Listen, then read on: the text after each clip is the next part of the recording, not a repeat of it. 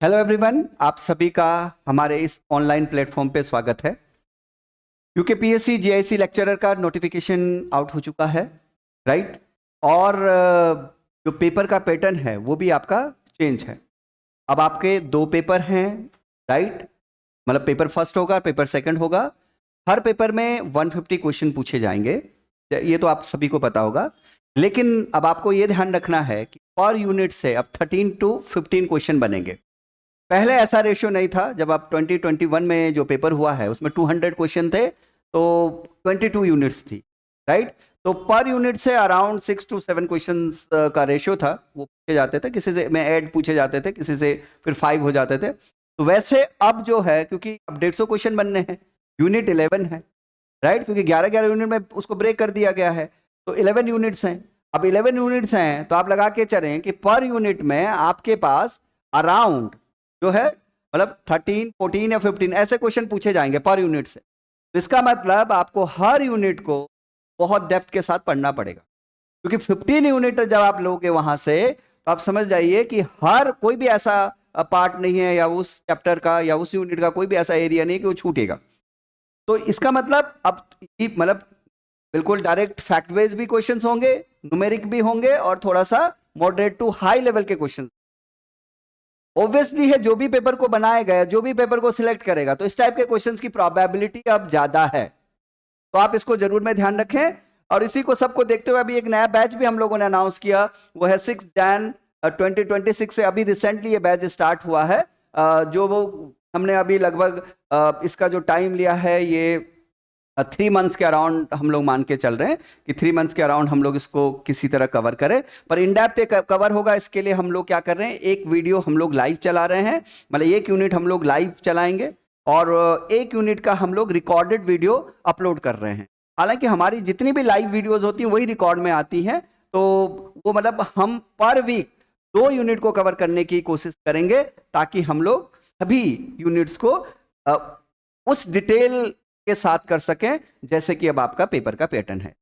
तो उसी उम्मीद को, उसी सबको देखते हुए और उसी उम्मीद से मैं एक आप लोगों के लिए यहाँ पर इस YouTube प्लेटफॉर्म के माध्यम से सभी स्टूडेंट के लिए एक क्वेश्चन की सीरीज लेकर आया हूँ, जिसमें हम लोग यूनिट वाइज क्वेश्चन को लेंगे, यूनिट वाइज क्वेश्चन को लेकर आएंगे, और उसमें हम लोग पूरे यूनिट के सभी कॉन्सेप्ट को कवर करने की कोशिश।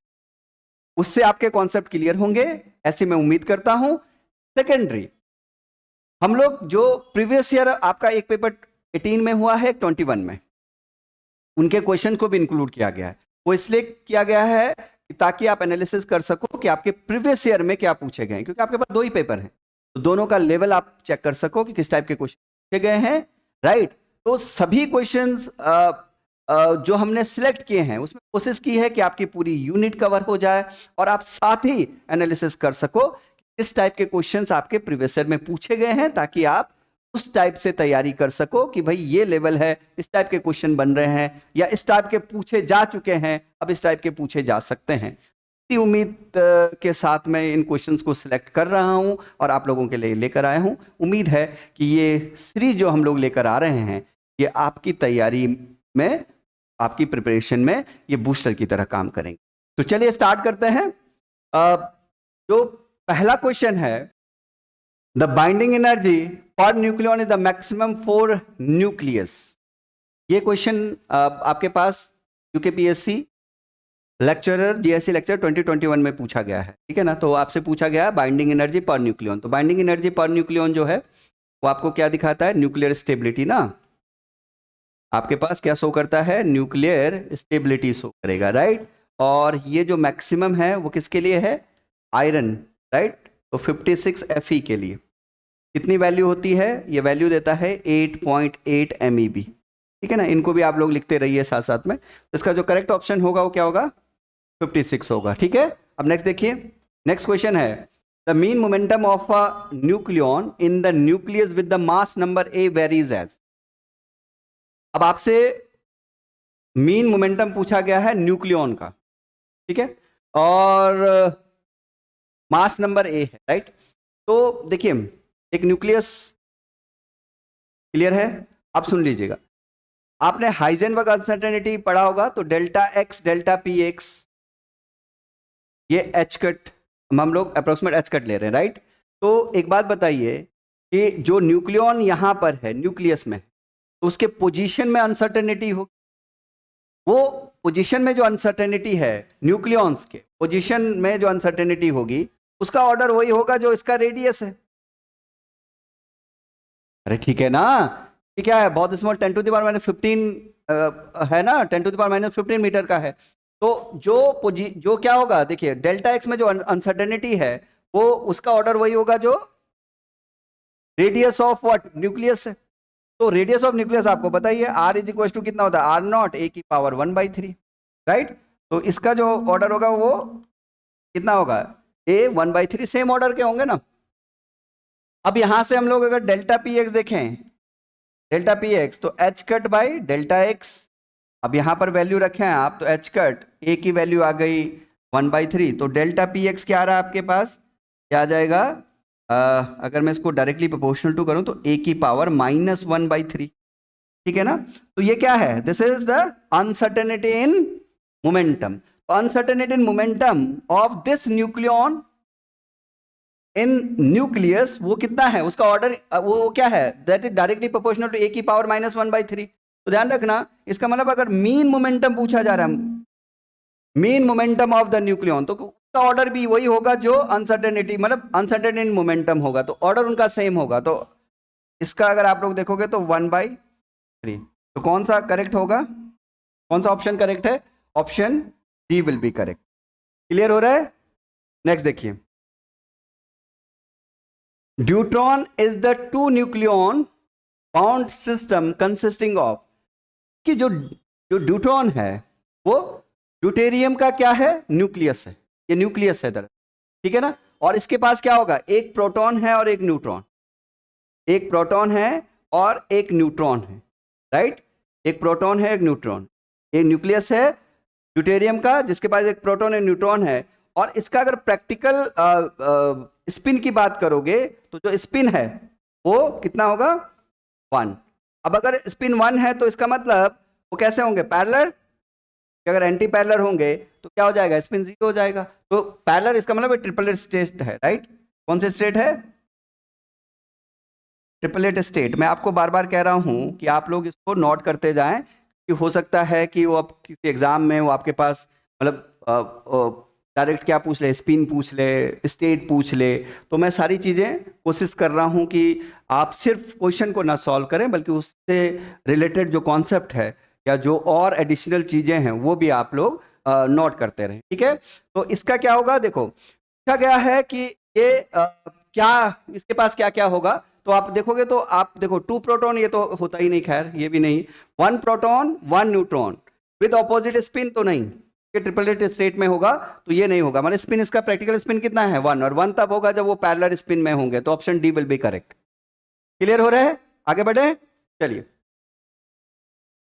Photoelectric absorption take place when the sufficiently energetic photon interact with the free electron, नहीं फ्री इलेक्ट्रॉन नहीं, free electron leads Compton scattering.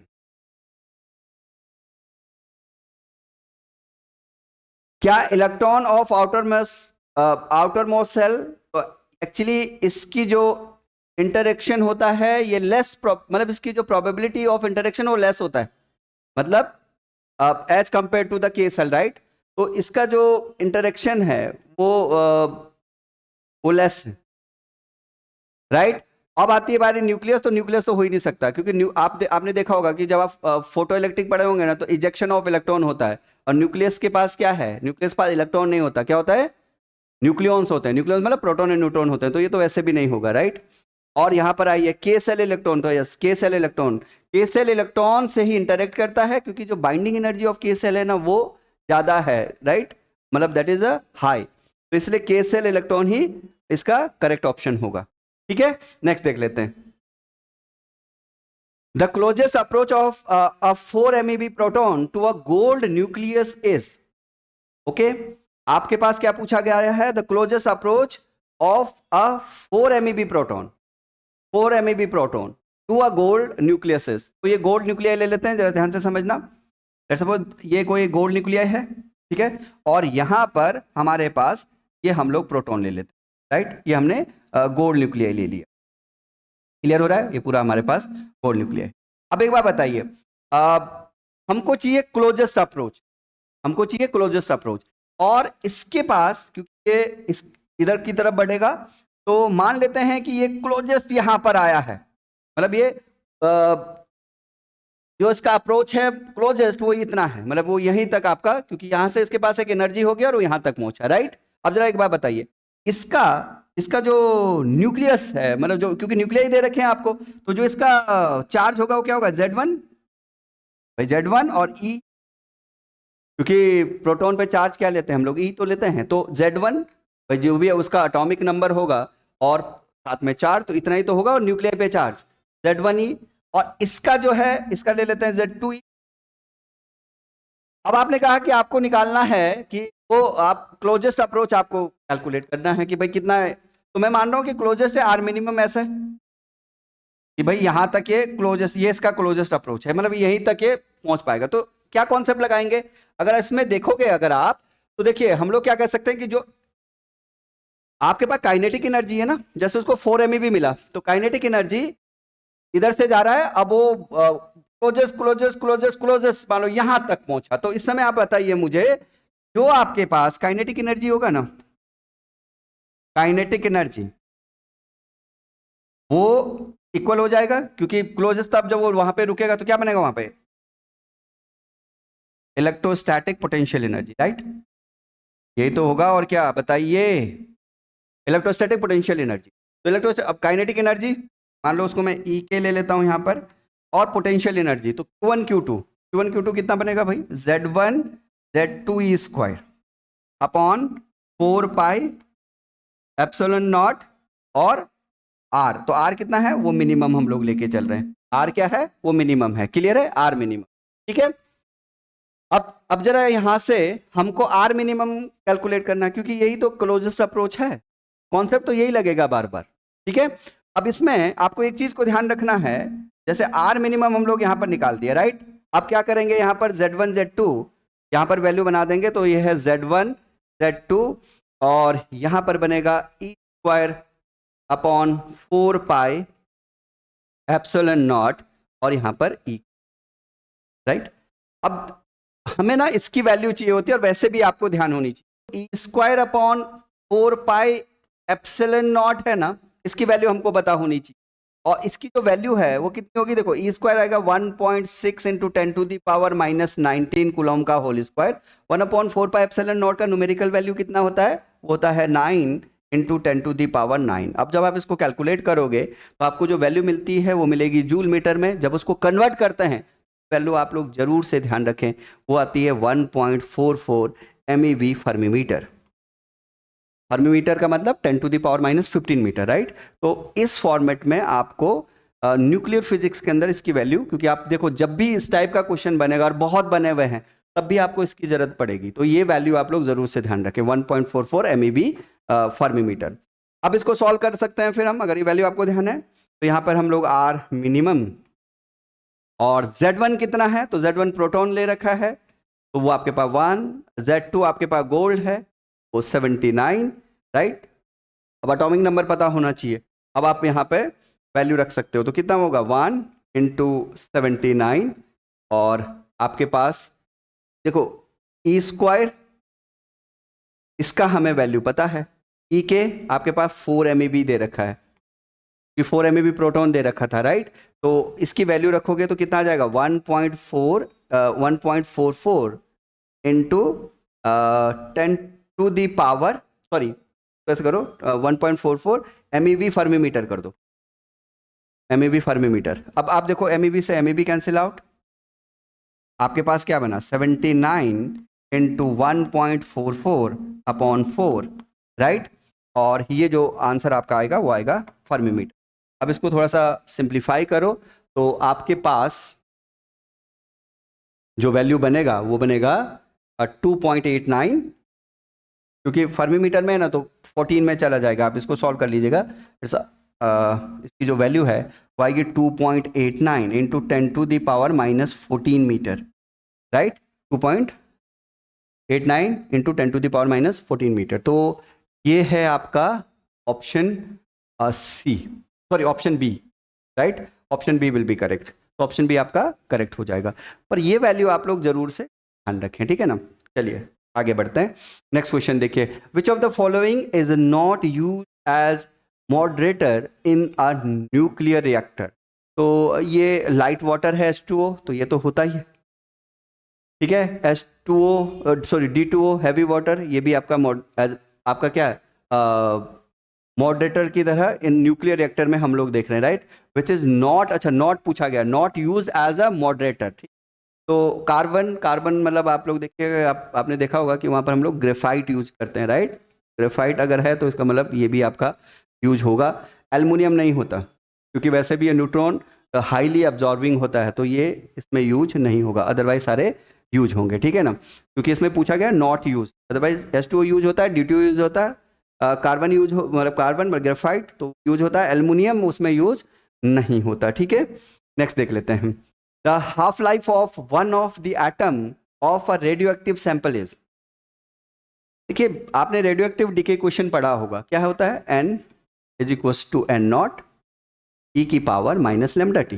यहाँ लेमडा क्या है, रेडियो एक्टिव डीके कांस्टेंट है, ठीक है ना। हाफ लाइफ पूछा गया है किसी से, तो हाफ लाइफ का मतलब ये है कि ऐसा टाइम कि ये क्या हो जाए, आधा हो जाए, ठीक है। n0 e की पावर माइनस लेमडा, और उस टाइम को भी हम लोग टी हाफ बोल देते। अब यहाँ से n0 को कैंसिल आउट कीजिएगा, और दोनों साइड अगर आप क्या लो, ln ले लो, log ले लो, और फिर आपको जो वैल्यू मिलेगा वो मिल जाएगा टी हाफ, क्योंकि हाफ लाइफ पूछा गया है, log E2 upon lambda. Check करके देख लो, यही बनता है 0.693 अपॉन लेमडा, राइट। और यहाँ पर आप लोग ध्यान रखिएगा कि जो टी हाफ है वो directly proportional to 1 by lambda है। लेमडा मतलब रेडियो एक्टिव डीके कांस्टेंट, इस पे भी क्वेश्चन बन सकता है, ठीक है।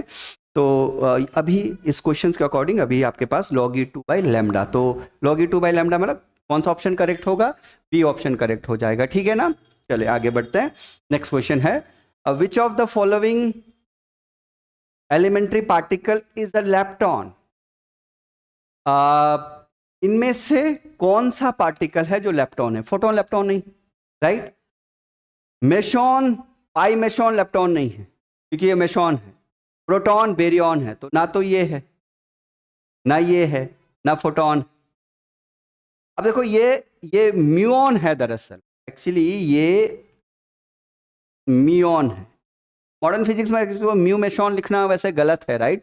लेकिन आप देखोगे कि हर बार जैसे इसी ऑप्शन में आ रखा है म्यू मेसॉन, तो आपने देखा होगा मेसॉन में आप लोग म्यू कहीं पे रखते ही नहीं हो। भाई जब आप क्या करते हो, लेप्टॉन देखते हो, तो लेप्टॉन की तीन ही जनरेशन तो है, एक इलेक्ट्रॉन है, एक म्यूऑन है, एक टाओन है।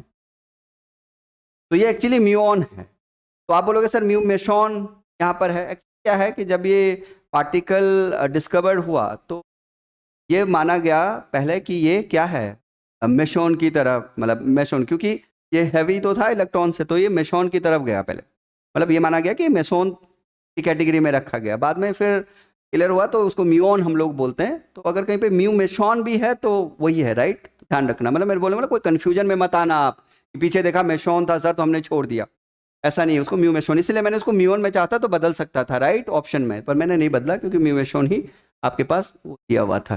तो B option will be correct. Next, ये आपके पास पूछा गया है, ये भी आपके पास यूकेपीएससी का क्वेश्चन, ठीक है। क्या पूछा गया है, the quark structure of delta plus plus. अब डेल्टा प्लस प्लस क्या है, ये रेजोनेंस पार्टिकल, ये रेजोनेंस पार्टिकल। अब ये दो प्रकार के होते हैं, एक बेरियोनिक होता है और एक मेसोनिक होता है, और एक बेरियोनिक, ये बेरियोनिक है दरअसल, ठीक है ना। तो अगर आप लोग इसको देखोगे तो इसका देखो चार्ज कितना है इस पे, +2e है, राइट, या +2 आप लोग बोल सकते हो, राइट। तो प्लस आपके पास +2 चार्ज है। अब हमको क्या बनाना है, क्वार्क से बनाना है। तो क्वार्क में आपके पास, आप जब इसका क्या, ये स्ट्रेंज पार्टिकल है, नहीं, ये इसका स्ट्रेंजनेस 0 है।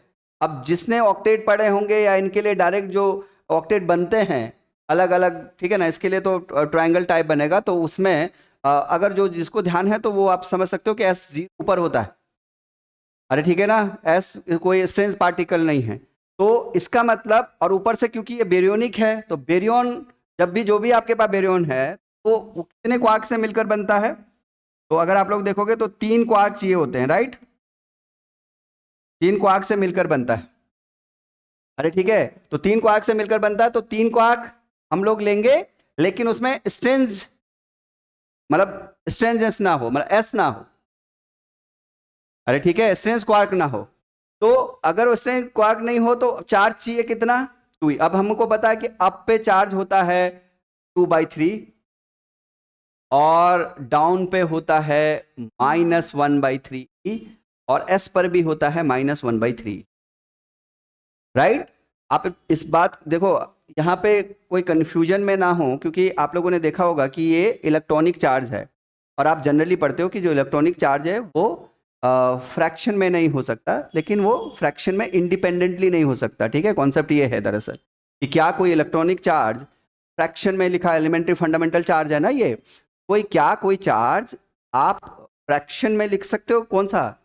इलेक्ट्रॉनिक चार्ज, कोलंबियन नहीं, इलेक्ट्रॉनिक चार्ज। तो आप बोलते हैं कि नहीं नहीं लिख सकते, पर इंडिपेंडेंटली, राइट, मतलब क्योंकि ये कंपोजिशन में होता है, कभी यू अलग नहीं बनाएगा, कोई भी ऐसा एलिमेंट्री पार्टिकल नहीं है जो या किसी एक पर्टिकुलर क्वार्क से बना, वो कंपोजिशन में होता है, तो वहां पर ये हो सकता है। पर फाइनली अगर आप लोग देखोगे तो चार्ज जो प्लस और माइनस जो भी +2 दे रखा हो वही बनाते हैं, मतलब क्वार्क से ही हम लोग चार्ज कैलकुलेट करते हैं, ठीक है ना। तो यहाँ पे ध्यान दीजिए, कोई कंफ्यूजन नहीं होना चाहिए कि सर आपने यहाँ पे फ्रैक्शन में क्यों लिखा। अब यहाँ पे देखिए, जैसे 3 क्वार्क है तो 3 क्वार्क से मिलकर बनना है, ये हमको पता है, तो हमको चाहिए +2 चार्ज, तो कितना बनेगा? मान लो हम लोग ये ले लेते हैं you you you, you you का मतलब 2/3 प्लस दूसरा भी 2/3 प्लस में ही है, तीसरा भी 2/3, तो 2/3 2/3 2/3, आप ई लेना चाहते हो तो ले लीजिएगा। तो कितना बनेगा? 2/3 2/3 2/3, कितना बनेगा? ये बनेगा 6/3, राइट। कितना बन रहा है? +2। तो चार्ज +2 ये किससे आ रहा है? इसी से तो आ रहा है, तो कौन सा ऑप्शन करेक्ट होगा? इससे आ ही नहीं सकता, क्योंकि भाई आप 2/3 2/3 तो -1/3d कर देगा, तो ये तो +2 नहीं बनाएगा चार्ज, तो ये तो नहीं हो सकता। एस तो वैसे भी नेगेटिव होता है, तो ये माइनस है। अगर इसको देखोगे, क्योंकि मुझे डाउट है कि ये क्वेश्चन आपके बहुत पीजीटी में पूछा गया है, इसका होता है ओमेगा माइनस का होता है, और फिर डी तो नहीं बनाएगा, वो भी नेगेटिव चार्ज देगा, तो कोई एक ऑप्शन आपके पास, यही आपके पास पूछा गया था, ठीक है ना। तो चलिए आगे बढ़ते हैं, नेक्स्ट क्वेश्चन देखते हैं। The combination of Coulomb energy in semi-empirical mass formula, right? Semi-empirical mass formula of a nucleus of mass number A and the atomic number Z is of the form, मतलब आपसे semi empirical मास formula में जो Colombian energy का term है, जो contribution है, वही पूछ रहा है कि क्या होगा। देखिए, सबसे पहले आप इस समझ लीजिए कि मान लो कोई एक न्यूक्लियस आपके पास, और उसमें जो प्रोटॉन है वो Z है, राइट। मान लो प्रोटॉन Z, तो अगर उसका एटॉमिक नंबर आपके पास क्या है, मान लो Z है, तो नंबर ऑफ प्रोटॉन Z हुए। अगर वो क्या है, न्यूट्रल एटम है, तो जो आपके पास यहाँ पर कितना है, Z दे रखा है, तो कितने प्रोटॉन प्रोटॉन पेयर बनेंगे पता होना चाहिए। ये भी क्वेश्चन बन सकता है, कितने प्रोटॉन प्रोटॉन पेयर बनते हैं? प्रोटॉन प्रोटॉन पेयर बनते हैं Z-1/2, इतने पेयर्स होंगे जो आपस में क्या कर रहे होंगे, इलेक्ट्रोस्टैटिक रिपल्सन कर रहे होंगे। प्रोटॉन के पास चार्ज पॉजिटिव, तो पॉजिटिव पॉजिटिव क्या करेंगे, रिपल्सन करेंगे ना, तो वो रिपल्सन करेंगे, तो इसका मतलब कितने पेयर्स होंगे, तो वो Z-1/2 पेयर, समझ रहे हो आप। तो इतने पेयर्स हैं जी। अब हमें देखिए, हमने अगर आपने इलेक्ट्रोस्टेट में पढ़ा होगा तो इलेक्ट्रोस्टैटिक पोटेंशियल एनर्जी क्या होता है, Q1 Q2 upon 4 pi epsilon naught R, separation R है। तो वहां पर, अब यहां पर भी क्या है, इलेक्ट्रोस्टैटिक एनर्जी पूछा गया है, तो लो जी डायरेक्टली प्रोपोर्शनल टू कर लेते हैं।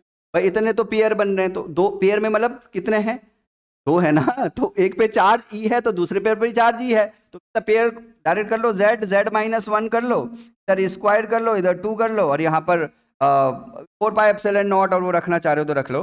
अगर आप यहाँ पर, तो ये बनेगा 4πε0 और z-1 ये आपने रख लिया, और 4πε0 और इस पे ट्वाइस, क्योंकि z-1, और साथ में आपका यहाँ पर आ जाएगा r अभी यहाँ पर क्या है, r आपके पास रेडियस होगा, राइट, न्यूक्लियस के लिए आप लोग कर रहे हो तो r की जगह ये आ जाएगा। तो अगर हम लोग यहाँ पर क्या करें कि और सारा ये कांस्टेंट में दे दें, तो प्रोपोर्शनलिटी कांस्टेंट में कितना होगा, AC हम लोग उसको बोल देते हैं, कांस्टेंट है, राइट। तो लेकिन क्योंकि रिपल्सिव है, राइट, क्या कर रहा होगा, बाइंडिंग एनर्जी में ये उसका अपोज कर रहा होगा दरअसल, राइट। तो यहाँ पर हम लोग नेगेटिव साइन इसलिए भी लेते हैं, तो यहाँ पर क्या बनेगा, z-1, राइट, और यहाँ पर आपके पास आ जाएगा e² भी, यहाँ से मतलब आपके ऑप्शन में है नहीं, तो z-1, राइट, z-1, और यहाँ पर आ जाएगा r। अब r को भी अगर आप लोग देखो, क्योंकि a के टर्म में दे रखा है, तो r की वैल्यू जो है r0 a की पावर 1/3 होता है, तो r0 भी आप कांस्टेंट में दे दो, तो यहाँ पर बनेगा a की पावर 1/3। तो कौन सा ऑप्शन करेक्ट हो रहा है, राइट। नेगेटिव साइन वहां पर किसी में नहीं दे रखा, तो उसको आप हटा दीजिए, AC के जगह उन्होंने a लिखा हुआ, a कांस्टेंट भी बता रखा है, राइट। तो यहाँ पर z-1 और पावर में होना चाहिए 1/3, तो इसको प्लस कर दो, राइट, ये माइनस नहीं होगा, ये प्लस होगा, और ये प्लस है तो इसका B ऑप्शन करेक्ट होगा, ठीक है, तो B option will be correct, okay. तो ये नेक्स्ट देख लेते हैं। Mass mp are accelerated through the same potential difference. The ratio of the wavelength associated with the electron to that associated with the proton. अच्छा, same potential difference दे रखा है, right. तो चलिए एक चार्ज ऐसा कर लेते हैं कि एक जैसे चार्ज पार्टिकल है, राइट, इसका चार्ज Q हम लोग ले लेते हैं, और मास अभी हाल फिलहाल m ले लेते हैं, राइट, और इसको आपने किसी पोटेंशियल v से एक्सेलरेट किया, तो काइनेटिक एनर्जी जो है, इसकी जो काइनेटिक एनर्जी होगी वो बनेगा E। क्योंकि अगर आप बाय द वे क्या ले रहे हो, आपने एक इलेक्ट्रॉन लिया है और एक आपने प्रोटॉन, तो अभी QM मतलब आप लोग QV कर दोगे, राइट, Q इंटू वी, ये तो बनेगा Q इंटू वी, ये इतनी एनर्जी आप इसको दे रहे हो, तो वो क्या काइनेटिक एनर्जी होगी, तो क्या हो जाएगा, p²/2m के इक्वल हो जाएगा।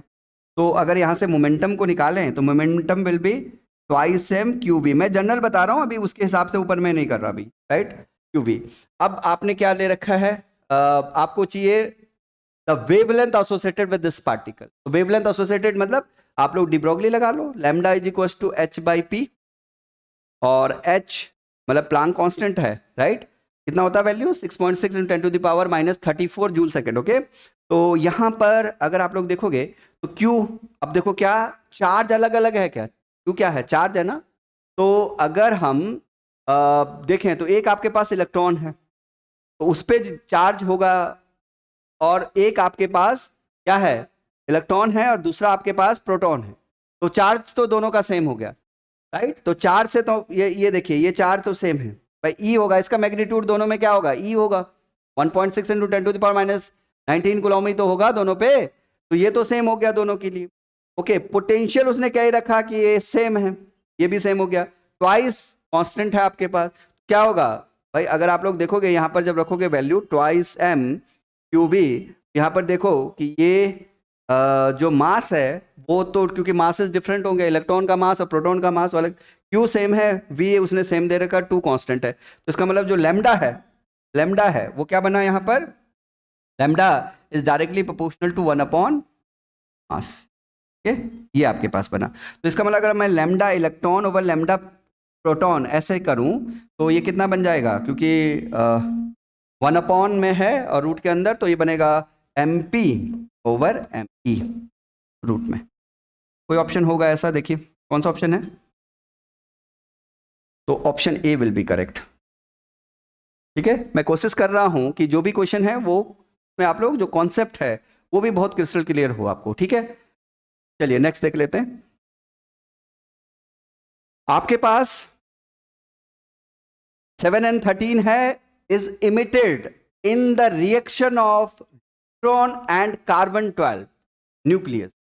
अनदर इमिटेड पार्टिकल इज, देखो ये आपके पास यूकेपीएससी जीआईसी लेक्चरर में पूछा गया है। आपसे पूछा जा रहा है कि ड्यूट्रॉन और ये इस रिएक्शन में आपका एक पार्टिकल इमिट हो रहा है ये, राइट?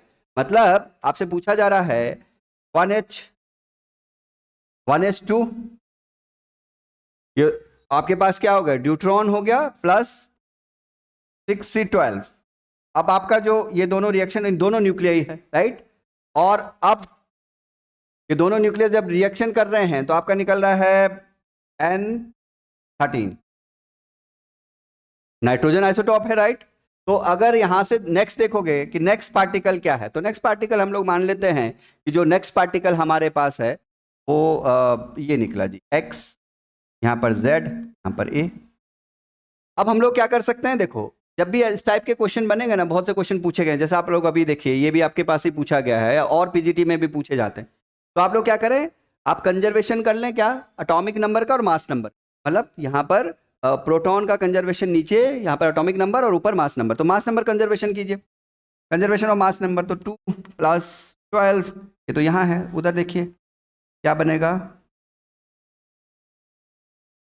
13 + A, तो कितना हो गया 14, 13 + A, तो A का वैल्यू कितना आ रहा है, A का वैल्यू आ गया 1, राइट? ओके, नेक्स्ट देखिए, अगर हम कंजर्वेशन ऑफ एटॉमिक नंबर देखें तो 1 + 6 आपके पास बन जाएगा 7 + Z, यहां से जो Z है 8 हो जाएगा, 7, तो सॉरी ये 7 हो जाएगा, तो 7 ये 0 आ रहा है। तो आपको पता है कि आपके पास क्या निकल रहा है। अब आप ऑप्शन को देख लीजिएगा कि कौन सा पार्टिकल है जो इमिट हो रहा है N13 के साथ, राइट? तो इलेक्ट्रॉन तो नहीं है ये, क्योंकि Z0 मतलब Z0 का मतलब प्रोटॉन नहीं है। तो प्रोटॉन नहीं है तो क्या है, अगर आप देखोगे तो ये न्यूट्रॉन है, ऐसे लिखा जाता है, राइट?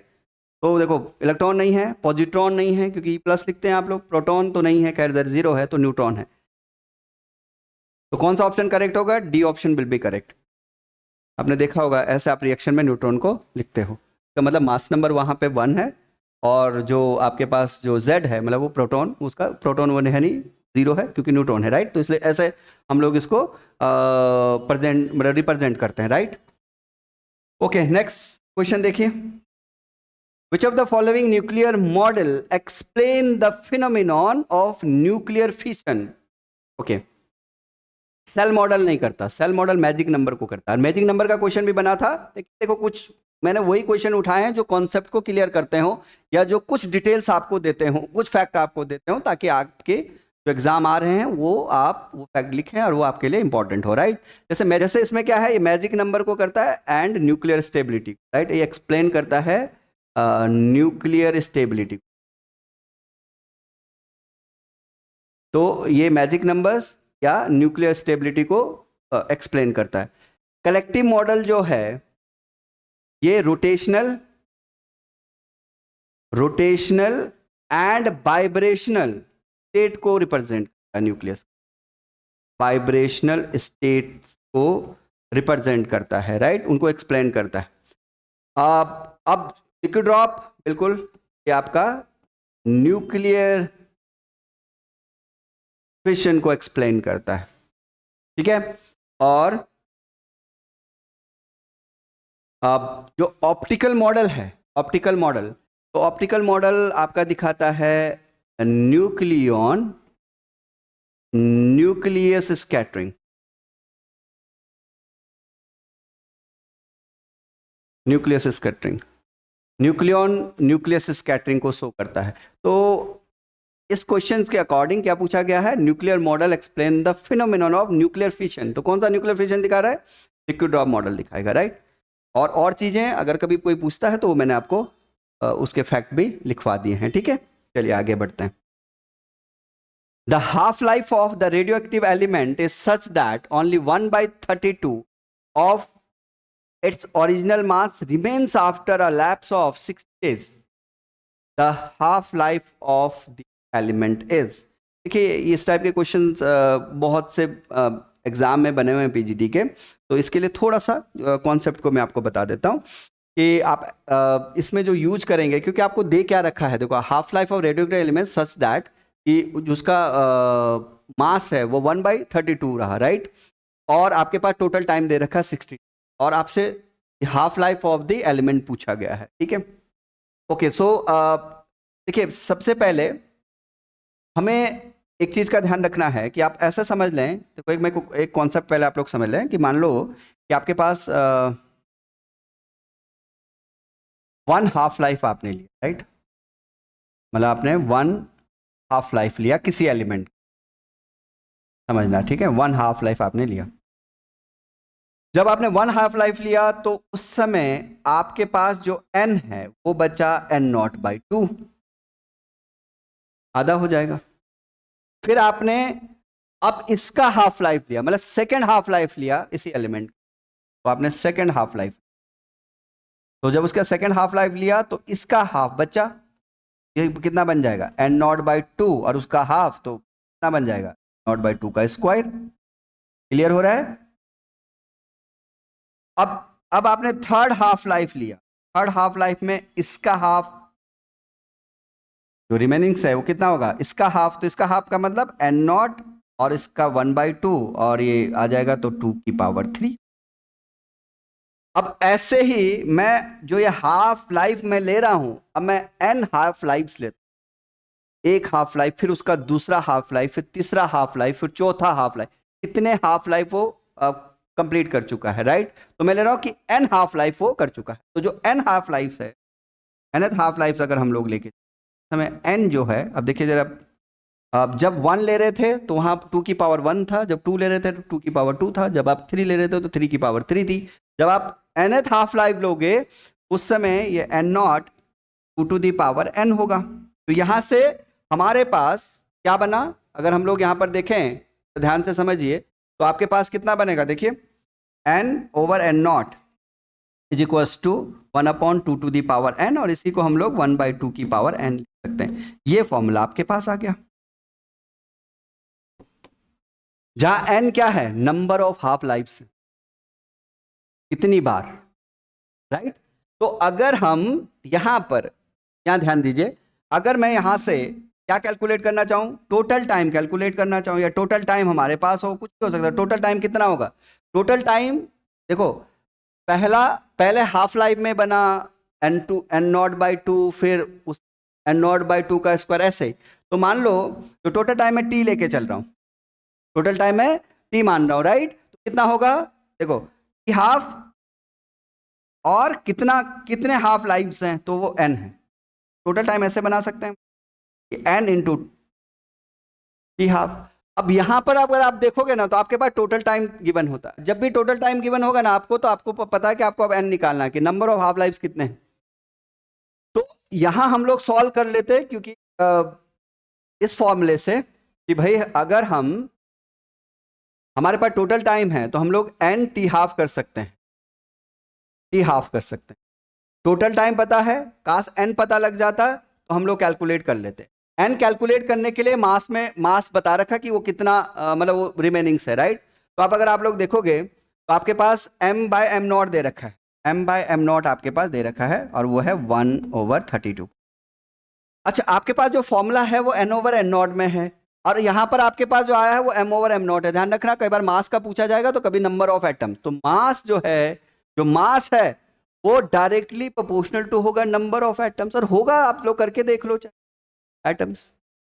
क्योंकि मान लेते हैं कि इनिशियली, आप लोग ऐसे मान लो, इनिशियली जो मास है वो m0 है, और m0 मतलब इनिशियली मास m0 क्या मान रहे हैं हम, मतलब उस समय जो नंबर ऑफ एटम्स हैं वो कितने हैं, n0, अरे n0 है, और उसको मल्टीप्लाई कर दो मास ऑफ ए, कुछ मास ऑफ जो भी उस समय एटम्स का आपने लिया है, तो जितने n0 होंगे और उतना स्मॉल m, मैंने उसका मास ऑफ ए से मल्टीप्लाई करोगे तो m0 बन जाएगा।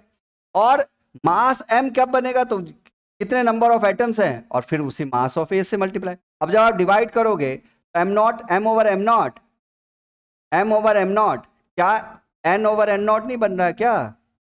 तो ध्यान रखना कि मास, अगर बाय द वे आप मास है तो वो directly proportional to number of atoms का है, ठीक है ना। तो यहां पर आप, अगर आपको ये दे रखा है m/m0, तो इसको आप लोग क्या कर सकते हो, n/n0 1/32, और इसी को 1/2 की पावर 5, क्लियर हो रहा है? तो जो n है, अब देखो n कितना आया, मतलब कितने हाफ लाइफ ये कंप्लीट कर चुका है, तो n इज इक्वल टू कितना होगा 5।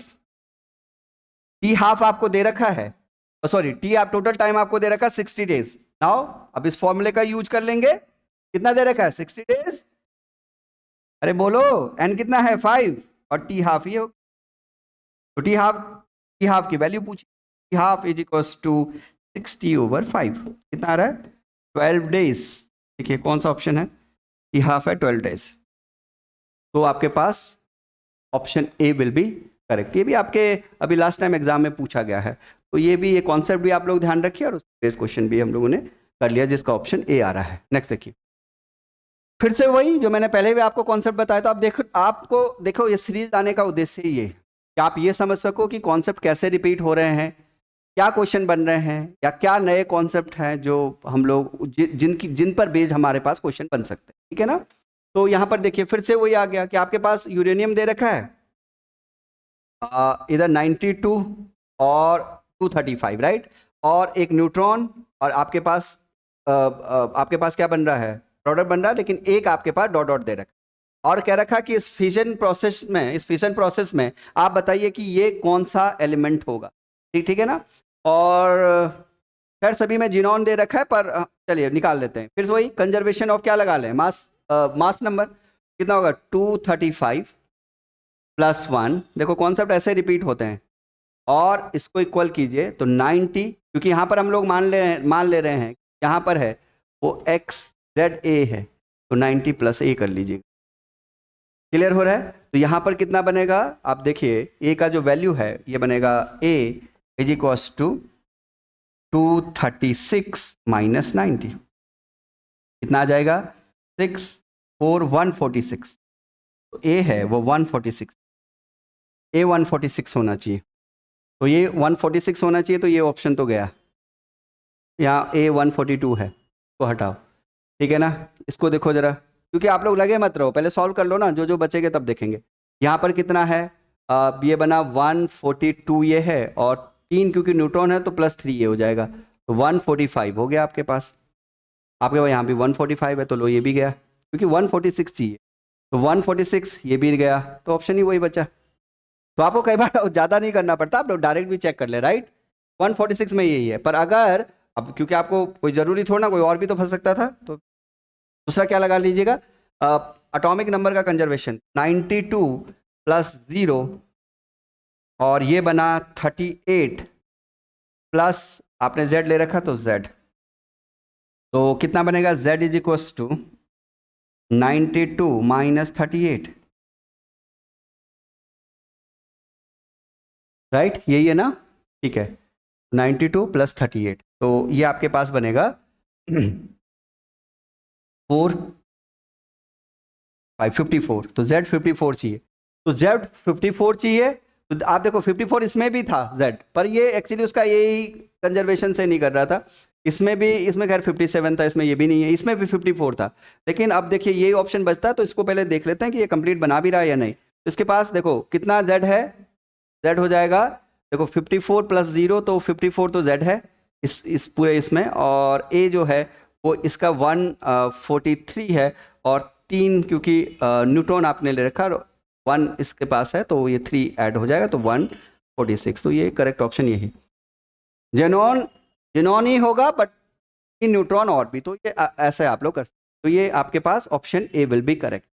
तो इस टाइप से ये क्वेश्चंस हैं जिनके आपको कॉन्सेप्ट को भी समझना है और साथ में इनको सॉल्व भी करना है, ठीक है ना। इसी उम्मीद के साथ मैं इन क्वेश्चंस को लेकर आ रहा हूं कि आपके जो कॉन्सेप्ट हैं वो क्लियर हो सकें, और आप अच्छे से एनालिसिस कर सको कि आपका जो एग्ज़ाम है उसमें किस टाइप के क्वेश्चंस बनने के चांसेस हैं, क्या प्रोबेबिलिटी है, या किस टाइप से आपको प्रिपरेशन, ठीक है।